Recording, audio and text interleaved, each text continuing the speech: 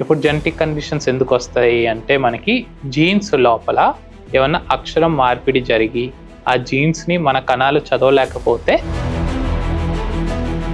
Thalassaemia and sickle cell anemia అని రెండు కామన్గా గమనించే బ్లడ్ కండిషన్స్ ఉన్నాయి. మనకి ఇండియాలో తలసీమియా ఎంతలాగా పేరుకుపోయింది అంటే ప్రతి 33 మందిలో ఒకరు తలసీమియాకి క్యారియర్గా ఉంటారు. సికిల్ సెల్ అనీమియాలో ఏం జరుగుతుంది అంటే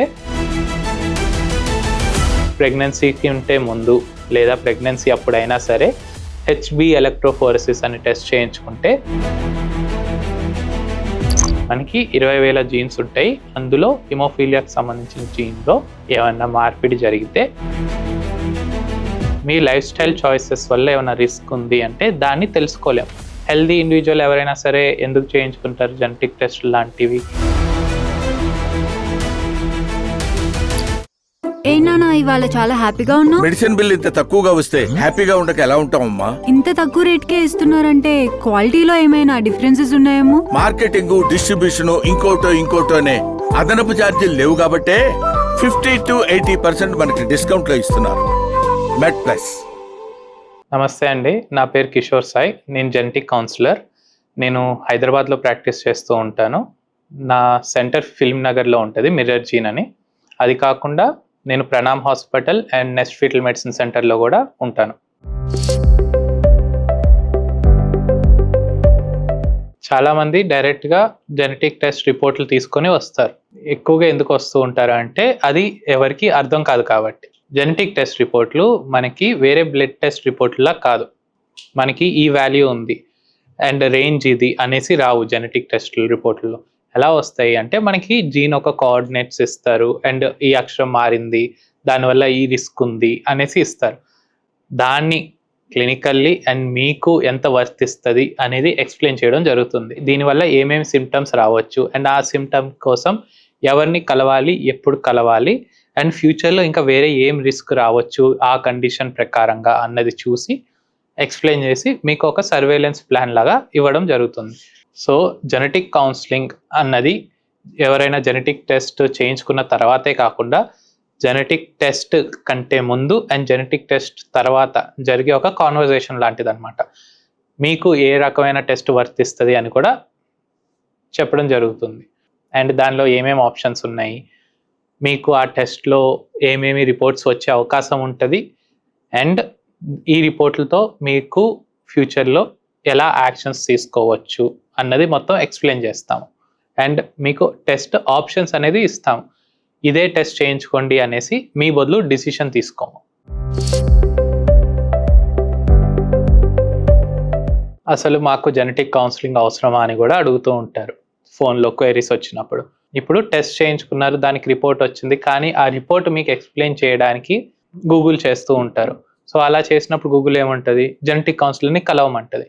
ఎందుకు అంటే ఏదైనా జెనెటిక్ రిపోర్ట్ ఎవరికైనా ఎక్స్ప్లెయిన్ చేయాలి అంటే అయితే క్లినికల్ జెనెటిసిస్ట్లా లేదా అంటే జెనెటిక్ కౌన్సిలర్నే కలవాల్సి వస్తుంది. ఎందుకు అంటే దీని మీద నాలెడ్జ్ బయట చాలా తక్కువగా ఉంది, first thing. And second thing ఏంటి అంటే ఇది లైఫ్ లాంగ్ ప్రాసెస్ ఉంటుంది అన్నమాట. అండ్ మల్టిపుల్ కన్సల్టెంట్స్ని కలిసే అవకాశం కూడా ఉంటుంది. సో ఎవరిని ఎప్పుడు కలవాలి, ఎలా కలవాలి అండ్ జస్ట్ అది మాత్రమే కాదు, ఈవెన్ ది సైకలాజికల్ సపోర్ట్ ఏదైతే అవసరం పడే అవకాశం ఉంటుందో అది కూడా జెనెటిక్ కౌన్సిలింగ్లో ఉంటుంది అన్నమాట. ఇప్పుడు ఎవరైనా కపుల్ వాళ్ళ పిల్లల్ని తీసుకొని వచ్చి ఆటిజం లేదా ADHD అనేసి ముందే డయాగ్నోసిస్ అయ్యి వచ్చినప్పుడు అది జెనెటిక్ కారణం వల్ల అయిందా, ఎన్విరాన్మెంటల్ కారణాల వల్ల ఉండొచ్చా అనేది చూస్తాము. ఇదో వరకు కొన్ని సంవత్సరాల క్రితం జెనెటిక్ కారణాలు ఎక్కువగా ఉండేవి అండ్ ఎన్విరాన్మెంటల్ కారణాలు తక్కువగా ఉండేవి. కానీ ఈ మధ్య స్క్రీన్ టైం వల్ల జెనెటిక్ కారణాలు 50% కంటే కొంచెం తగ్గింది అండ్ ఎన్విరాన్మెంటల్ ఫ్యాక్టర్స్ ఎక్కువైనాయి అనమాట. సో ఫస్ట్ జెనెటిక్ కారణాలు ఉండే అవకాశం ఉందా లేదా అనేసి మొత్తం medical history and family history మొత్తం చూసిన తర్వాత, ఫిజికల్గా కూడా ఎగ్జామిన్ చేసిన తర్వాత బిహేవియరల్ ప్యాటర్న్లన్నీ చూసి ఏమైనా జెనెటిక్ టెస్ట్ అవసరం ఉందా లేదా అనేది చెప్తాం. ఆ జెనెటిక్ టెస్ట్ చేయించుకొని రిపోర్ట్ వచ్చిన తర్వాత అది ఎలాంటి ఒక కండిషన్ వల్ల లేదు అంటే ఎలాంటి కారణం వల్ల వచ్చిందో తెలుసుకొని ఏమైనా డెఫిషియన్సీ వల్ల వచ్చింది అనుకోండి, ఆ సప్లిమెంటేషన్ ఏది తీసుకోవాలి, ఎలా తీసుకోవాలి అని పీడియాట్రిషియన్తో కోఆర్డినేట్ చేసి ఇవ్వడం జరగవచ్చు. అండ్ అది కాకుండా ఏదైనా స్పెసిఫిక్ థెరపీ వల్ల ఇంప్రూవ్ అయ్యే అవకాశం ఉంది అంటే దాని గురించి వివరిస్తాం. అండ్ ఏదైనా సరే ఎర్లీగా ఐడెంటిఫై చేస్తేనే కంప్లీట్ బ్రెయిన్ డెవలప్మెంట్ అయ్యేలోపు మనకి అవుట్కమ్స్ మంచిగా ఉంటాయి. So earlier the diagnosis the better the outcomes అనేసి అంటూ ఉంటాం.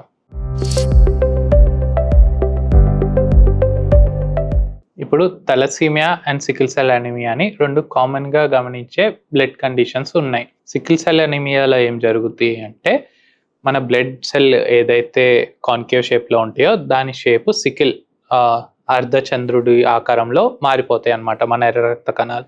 సో అలా అయినప్పుడు ఏమవుద్ది, తక్కువ ఆక్సిజన్ని తీసుకెళ్తాయి. ఎందుకంటే కాన్కేవ్ షేప్లో ఆక్సిజన్ స్టోరేజ్ అండ్ అర్ధచంద్రం ఇలా ఈ షేప్లో సి షేప్లో ఏదైతే ఉంటుందో సికిల్ షేప్లో దానిలో ఆక్సిజన్ స్టోరేజ్ తక్కువ ఉంటుంది కాబట్టి. సో ఇలా ఉన్నప్పుడు మనకి పిల్లల్లోనే సిమ్టమ్స్ ఉండే అవకాశాలు ఉంటాయి. ఇది సికిల్ సెల్. అలాగే తలసీమియాలో కూడా ఏమవుతుంది అంటే పిల్లలు పుట్టిన 6 నెలలకి ఒక స్విచ్ అనేది జరుగుద్ది. ఫీటల్ సెల్స్ అనేసి ఉంటాయి మనలో. అవి ఒక 6 నెలల వయసు దాటిన తర్వాత అడల్ట్ సెల్స్గా మారుతాయి, అడల్ట్ ఎర్ర రక్త కణాల్లో మారుతాయి.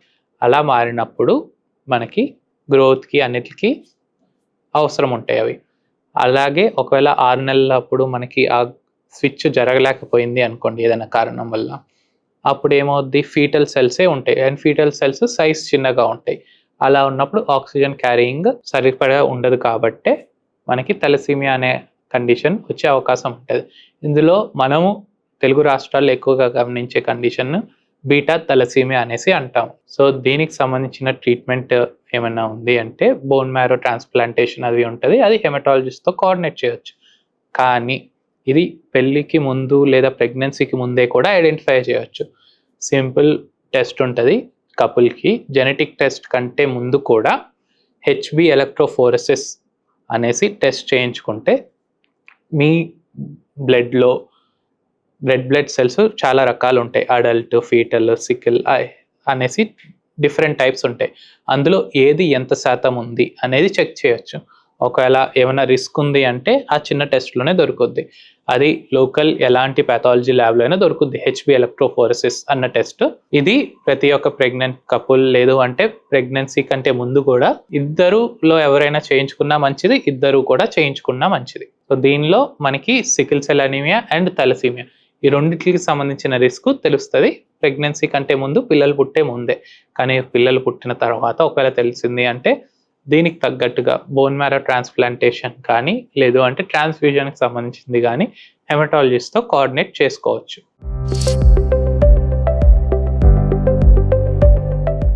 ఇప్పుడు తలసీమియా అన్నది మేనరిక సంబంధం వల్ల వచ్చే అవకాశం ఉంది అని కూడా అడుగుతూ ఉంటారు. మనకి ఇండియాలో తలసీమియా ఎంతలాగా పేరుకుపోయింది అంటే ప్రతి 33 మందిలో ఒకరు తలసీమియాకి క్యారియర్గా ఉంటారు. అండ్ ఇద్దరు క్యారియర్స్ మ్యారేజ్ చేసుకున్నప్పుడు వాళ్ళ వచ్చే తరానికి తలసీమియా వచ్చే అవకాశం 25% వరకు ఉంటుంది. ఇర్రెస్పెక్టివ్ మేనరిక సంబంధం ఉన్నా లేకపోయినా, సేమ్ క్యాస్ట్ అయినా కాకపోయినా సరే, ఇండియాలో ఒక 33 మందిని తీసుకుంటే అందులో ఒకరు క్యారియర్గా ఉండే అవకాశం ఉంటుంది. కాబట్టి ప్రతి ఒక్కరు ప్రెగ్నెన్సీకి ఉంటే ముందు లేదా ప్రెగ్నెన్సీ అప్పుడైనా సరే హెచ్బి ఎలక్ట్రోఫోరెసిస్ అని టెస్ట్ చేయించుకుంటే క్యారియరా కాదా అనేసి జెనెటిక్ టెస్ట్ కంటే ముందు కూడా అర్థమైపోతుంది. ఎందుకంటే ప్రతి ఒక్క కపుల్ జెనెటిక్ కౌన్సిలర్ దగ్గరికి కానివ్వండి, జెనెటిక్ టెస్టులు చేయించుకోవడానికి కానివ్వండి అవ్వకపోవచ్చు. కానీ ఈ చిన్న టెస్ట్తో ముందే తెలుసుకోవచ్చు. అండ్ ఇండియాలో కొంచెం ఎక్కువగా పేరుకుపోయి ఉన్నాయి కాబట్టి మనం ఇది స్క్రీనింగ్ ప్రోటోకాల్లోనే యాడ్ చేసుకోవచ్చు.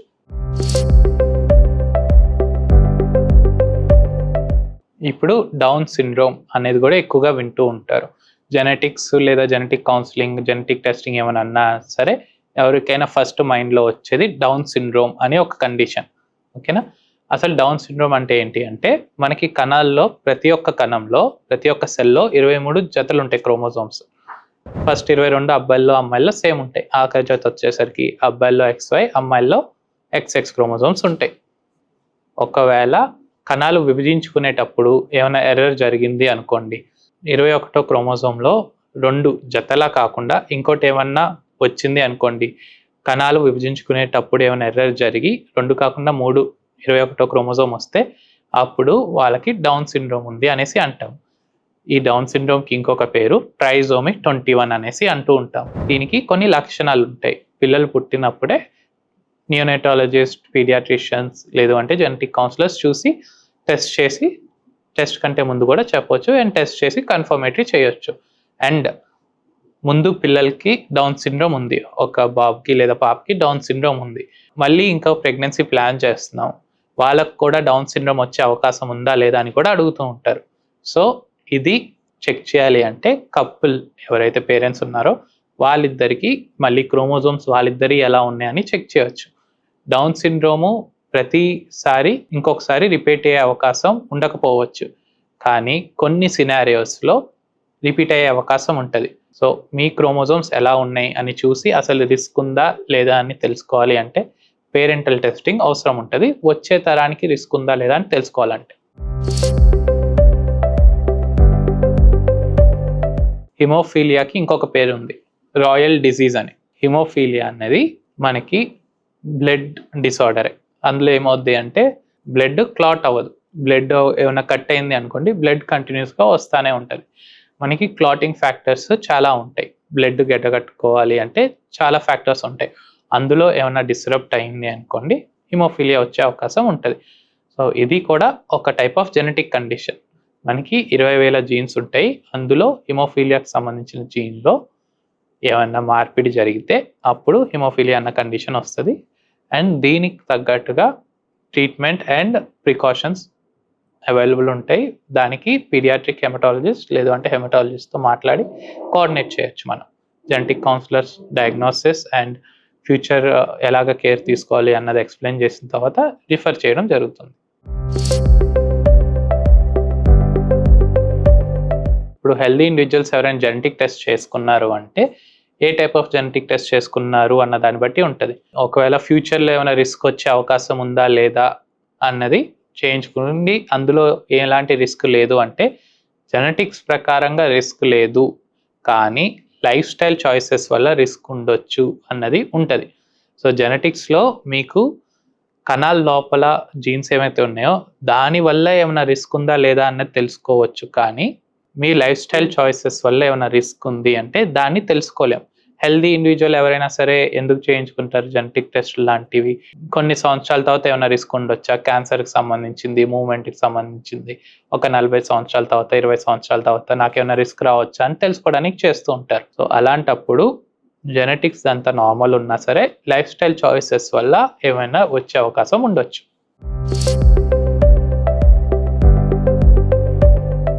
ఇప్పుడు జెనెటిక్ కండిషన్స్ అన్నవి వారసత్వంలోనే వస్తూ ఉంటాయా లేదా పేరెంట్స్ నుంచే వస్తూ ఉంటాయా అని కూడా అడుగుతూ ఉంటారు. ఇద్దరు పేరెంట్స్ హెల్దీగా ఉన్నా లేదా వాళ్ళు ఇద్దరు ఏ కండిషన్కి క్యారియర్ కాకపోయినా సరే వచ్చే తరంలో ఏదైనా కండిషన్ వచ్చే అవకాశం ఉంటుంది. ఇప్పుడు జెనెటిక్ కండిషన్స్ ఎందుకు వస్తాయి అంటే మనకి జీన్స్ లోపల ఏమన్నా అక్షరం మార్పిడి జరిగి ఆ జీన్స్ని మన కణాలు చదవలేకపోతే జెనెటిక్ కండిషన్స్ అన్నది వస్తాయి. ఇప్పుడు అక్షరం మార్పిడి అన్నది 2 విధాలుగా జరగవచ్చు కదా.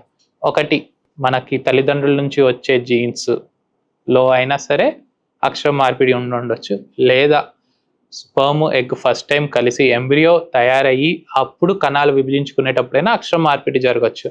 సింపుల్గా చెప్పాలి అంటే మనం ఏమైనా నోట్బుక్లో రాసేటప్పుడు స్పెల్లింగ్ మిస్టేక్స్ మనమైనా చేయొచ్చు, మనం ఎవరి నుంచి అయితే కాపీ చేస్తున్నామో సోర్స్ మెటీరియల్ అక్కడైనా స్పెల్లింగ్ మిస్టేక్స్ ఉండొచ్చు. సో మనం ఈ 2 విధాలుగా కూడా జరగవచ్చు. కాబట్టి అంతా హెల్దీగా ఉన్నా సరే 1% వరకు అయితే మనకి ఎలాంటి కపుల్కైనా జెనెటిక్ కండిషన్ వచ్చే పిల్లలు ఉండే అవకాశం ఉంటుంది, అన్ని టెస్టులు నార్మల్గా వచ్చినా సరే. ఇప్పుడు జెనెటిక్ టెస్ట్ కాస్ట్ ఎక్కువ ఉంటుంది, ఇది మేము చేసుకోలేము అనేసి టెస్ట్ కాస్ట్ తెలిసే ముందే లేదా జెనెటిక్ కౌన్సిలర్ని కలిసే ముందే చాలామంది అనుకొని జెనెటిక్ అన్న పేరు వింటే అది అక్కడితోనే వదిలేస్తారు. ఇది ఏం చేయలేము, లేదు అంటే ఇది మన చేతుల్లో లేదు అనేసి కూడా వదిలేస్తూ ఉంటారు. కానీ జెనెటిక్ టెస్ట్ కాస్ట్లు తగ్గుతూ వస్తున్నాయి ఫస్ట్ థింగ్.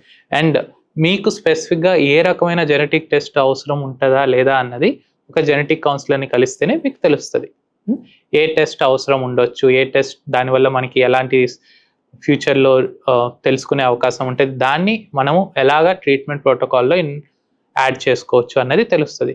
దేనికైనా మనం పేరు పెట్టాలి అంటే టెస్టులు చేసుకోవాలి కదా. సో నేను చదివేటప్పుడు ఒక 5 years బ్యాక్ టెస్ట్ కాస్ట్ చాలా ఎక్కువ ఉండేవి. ఇప్పుడు చూసుకుంటే దాదాపు 50% పైనే టెస్ట్ కాస్టులు పడిపోయాయి. ఇంకొన్ని సంవత్సరాలు అయితే ఇంకా టెస్ట్ కాస్ట్ తగ్గే అవకాశం ఉంటుంది. ఒక 10 సంవత్సరాల క్రితం ఏ జెనెటిక్ టెస్ట్ అయినా సరే 40,000 నుంచి ₹1,00,000 దాకా ఉండేవి. ఇప్పుడు చూసుకుంటే కొన్ని జెనెటిక్ టెస్టులు 3,000కే అయిపోతున్నాయి, కొన్ని 10-12,000కి అయిపోతూ ఉంటాయి. అది టెస్ట్ బట్టి ఉంటుంది. సో ఎప్పుడైనా సరే జెనెటిక్ కౌన్సిలర్ని కలిస్తే మీకు ఏ టెస్ట్ వర్తిస్తుంది అండ్ ఆ టెస్ట్ కాస్ట్ ఎంత అన్నది మీకు ఎక్స్ప్లెయిన్ చేయడం జరుగుతుంది. ఒక ఏఐ సాఫ్ట్వేర్ జెనెటిక్ కౌన్సిలర్ని రిప్లేస్ చేయొచ్చా, లేదు అంటే ఏదైనా ప్రొఫెషన్ని రిప్లేస్ చేయొచ్చా జెనెటిక్స్ సంబంధించినది చూసుకుంటే, ఏఐ సాఫ్ట్వేర్ అన్నది అనలైజ్ చేయడానికి, రిపోర్ట్స్ అవన్నీ అర్థం చేసుకోవడానికి హెల్ప్ చేయొచ్చు. కానీ అది మాత్రమే జెనెటిక్ కౌన్సిలర్ రోల్ కాదు కదా. క్రాస్ రిఫరింగ్ ఒకటి ఉంటుంది అండ్ మీకు స్పెసిఫిక్గా ఎలా వర్తిస్తుంది అండ్ మీకు పర్సనల్లీ ఓపెన్ అప్ అవ్వడానికి. ఇప్పుడు ఏదైనా సరే ఒక న్యూస్ వచ్చింది అనుకోండి, దాన్ని యాక్సెప్ట్ చేయడానికి కూడా టైం పట్టుద్ది. జెనెటిక్ కౌన్సిలర్లో జెనెటిక్ కాంపోనెంట్ ఎక్స్ప్లెయిన్ చేయడమే కాదు జెనెటిక్ కౌన్సిలర్ యొక్క రోల్, కౌన్సిలింగ్ కూడా మేజర్ కాంపోనెంట్ అనమాట.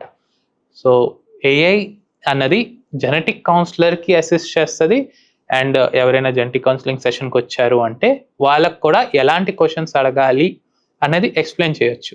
కానీ కంప్లీట్గా రిప్లేస్మెంట్ అంటే ఒక జెనెటిక్ కౌన్సిలర్లో ఒక ఫస్ట్ భాగమే చేయగలదు, కానీ సెకండ్ భాగం ఇప్పుడు ఉన్నాయి అయితే చేయలేవు.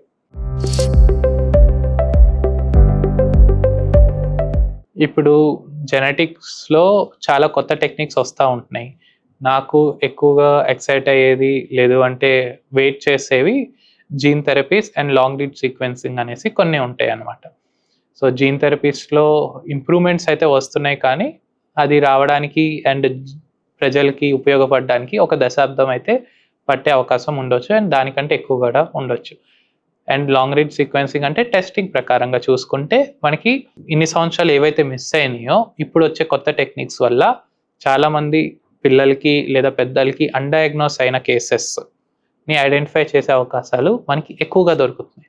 ఏదైనా సరే మనం పేరు పెట్టగలిగితే దానికి ఫ్యూచర్లో ఇంకా వేరే ఏమేమి రిస్కులు ఉన్నాయని ఐడెంటిఫై చేయొచ్చు కదా. మనం జెనెటిక్ టెస్ట్ ఏది చేసినా సరే ఒక పేరు ఐడెంటిఫై చేయడానికి, అది ఎంట్రీ దేనివల్ల అవుతుంది, దానికి మనం ఏమైనా చేయొచ్చా, చేస్తే ఎలా చేయొచ్చు, ఎవరిని కలవాలి, ఎప్పుడు కలవాలి, ఇవన్నీ ఐడెంటిఫై చేయొచ్చు. సో ఇప్పుడు వరకు ఉన్న టెక్నిక్స్ కంటే కొత్త టెక్నిక్స్లో మనకి పాసిబిలిటీస్ పెరుగుతున్నాయి కాబట్టి దానికోసం డయాగ్నోస్టిక్స్గా ఫీల్డ్లోకి రావడానికి వెయిట్ చేస్తూ ఉంటాం. ఇప్పుడు జెనెటిక్ టెస్ట్లు అనేవి చాలా రకాలుగా ఉంటాయి. ఆ జెనెటిక్ టెస్ట్లో మనం 2 విధాలుగా సెపరేట్ చేసుకోవచ్చు. ఒకటి జీన్స్ లెవెల్, ఇంకోటి క్రోమోజోమ్ లెవెల్. క్రోమోజోమ్ లెవెల్లో చూసుకుంటే మనకి రిపోర్ట్లు ఎలా రావచ్చు అంటే అన్నీ బ్యాలెన్స్గానే ఉన్నాయి, క్రోమోజోమ్లు ఉండాల్సిన దగ్గరే ఉన్నాయి అనేసి, లేదు అంటే బ్యాలెన్స్లో ఉన్నా సరే క్రోమోజోమ్ పొజిషన్స్ మారాయి, లొకేషన్ మారాయి అనేసి రావచ్చు క్రోమోజోమ్ సంబంధించింది. కానీ జీన్కి సంబంధించిన ఏముంటాయి అంటే అక్షరాలు ఏమన్నా మారాయా లేవా అనేసి చెప్పడం జరుగుతుంది కదా అందులో. సో అందులో ఆ అక్షరం మారడం వల్ల ఎలాంటిది ఉంది అనేసి మనకి 3 రకాల పాసిబుల్ అవుట్కమ్స్ రావచ్చు. ఒకటి రిపోర్ట్ మొత్తం పాజిటివ్ లేదా నెగిటివ్, మూడోది అన్సర్టెన్. ఈ 3 రకాల రిపోర్ట్స్ రావచ్చు. పాజిటివ్ అంటే ఏంటి అంటే మనకి ఒక అక్షరం మార్పిడి దొరికింది, దీనివల్ల ఎక్స్ అన్న జెనెటిక్ కండిషన్ ఒకటి ఉంది, సో దీనికి మనకి ఏమేమి పాసిబిలిటీస్ ఉన్నాయి, ఆప్షన్స్ ఉంటాయి అని అన్నది మొత్తం వివరించడం జరుగుతుంది. అది కాకుండా నెక్స్ట్ నెగిటివ్ వచ్చింది అనుకోండి, ఏదైనా రిపోర్ట్ నెగిటివ్ వచ్చింది అంటే కారణాలు మనము ఇంకా వేరేదేమన్నా టెస్ట్ చేయొచ్చా, లేదు అంటే ఇప్పుడు ఉన్న పరిశోధనలో మనకి ఇంతకంటే వేరే ఏ టెస్ట్ చేసినా సరే అసలు దొరికే అవకాశం ఉందా లేదా అన్నది కూడా తెలుసుకోవచ్చు. నెగిటివ్ రిపోర్ట్ ఏమైనా వచ్చింది అంటే వాళ్ళకి జెనెటిక్ కండిషన్ లేదు అన్నది కాదు ఫస్ట్ థింగ్. ఇప్పుడు వరకు ఉన్న దానిలో మనం ఐడెంటిఫై చేయలేము అన్నది, లేదు అంటే ఈ టెస్ట్లో మనం ఐడెంటిఫై చేయలేకపోయాము అన్నది. అండ్ మూడోది ఏంటి అంటే అన్సర్టెన్ అన్నాను కదా. అన్సర్టెన్ అంటే ఒక జీన్లో ఒక మార్పిడి దొరికింది, కానీ దానివల్లే ఖచ్చితంగా కండిషన్ కాజ్ అవుద్దా లేదా అన్నది తెలియలేదు, ఎందుకంటే దాని మీద ఇంకా పరిశోధన జరగలేదు కాబట్టి. సో అలా ఉన్నప్పుడు అన్సర్టెన్గా ఏమైనా రిపోర్ట్ వస్తే దాని ప్రకారంగా దాన్ని కొన్ని సంవత్సరాల తర్వాత మళ్ళీ చూడాలి. ఎందుకంటే అది అన్సర్టెన్ అల్లా అదేమైనా అక్షర మార్పిడి జరిగినా పర్వాలేదు, దానివల్ల ఆరోగ్యం ఏమి ఇబ్బంది ఉండదు అనైనా మారచ్చు. లేదా ఆ అన్సర్టెన్ పాజిటివ్ ప్యాథోజెనిక్ అని అంటాం. సో పాజిటివ్గా మారి దీనివల్లే ఈ కండిషన్ కాజ్ అవుద్ది అని కూడా మారచ్చు. అందుకే అన్సర్టెన్ రిపోర్ట్ బేస్ చేసుకొని ఎప్పుడు మెడికల్ డిసిషన్స్ తీసుకోవడానికి రూల్స్ కూడా అగెయిన్స్ట్గా ఉంటాయి. ఇప్పుడు జెనెటిక్ రిపోర్ట్స్ ఏమైనా వచ్చినప్పుడు అందులో పాజిటివ్ ఉంది, నెగిటివ్ ఉంది, లేదా వేరియంట్ ఆఫ్ అన్సర్టెన్ సిగ్నిఫికెన్స్ అని ఎక్కువగా గమనించడం ఉంటుంది. మనం వేరియంట్ ఆఫ్ అన్సర్టెన్ సిగ్నిఫికెన్స్ గురించి మాట్లాడుకుందాం ఇప్పుడు. ఈ వేరియంట్ ఆఫ్ అన్సర్టెన్ సిగ్నిఫికెన్స్ అంటే VUS అంటే ఏంటి అంటే, ఒక అక్షరం మార్పిడి ఒక జీన్లో దొరికింది, కానీ దానివల్ల ఖచ్చితంగా సిమ్టమ్స్ ఉంటాయి అన్నది ఇప్పుడు వరకు తెలియలేదు. దీనికి 2-3 కారణాలు ఉండొచ్చు. ఫస్ట్ థింగ్ ఏంటి అంటే, ఈ అక్షరం మార్పిడి ఇప్పటి వరకు ఎవరు రిపోర్ట్ చేయలేదు, లేదా రెండోది ఈ అక్షరం మార్పిడి మీద ఇప్పటి వరకు పరిశోధన అన్నది జరగలేదు, రెండోది లేదు అంటే ఇప్పుడు వరకు ఉన్న ఎవిడెన్స్ మొత్తం మీద దీనివల్లే ఖచ్చితంగా సిమ్టమ్స్ వస్తాయి లేదా జెనెటిక్ కండిషన్స్ ఏమైనా వస్తాయి అనేది మన దగ్గర ప్రూఫ్స్ లేవు అనేసి. సో ఈ అన్సర్టెన్ అనే ఎప్పుడైనా రిపోర్ట్ వచ్చింది అనుకోండి, ఇది కొన్ని సంవత్సరాల తర్వాత లేదా కొన్ని నెలల తర్వాత మళ్ళీ రీఅనలైజ్ చేయాల్సి వస్తుంది. సో దానివల్ల మళ్ళీ దాన్ని క్లాసిఫై చేయవచ్చు, దీనివల్ల మనకి సిమ్టమ్స్ వస్తాయా లేదా కండిషన్ ఉంటుందా, లేదా ఈ మార్పిడి మనకేమీ అంత ఇంపార్టెంట్ కాదా అన్నది. అందుకే అన్సర్టెన్ రిపోర్ట్ తీసుకొని మెడికల్ డిసిషన్స్ లేదా సర్జికల్ డిసిషన్స్ తీసుకోవడానికి గైడ్లైన్స్ కూడా అగెయిన్స్ట్గా ఉంటాయి.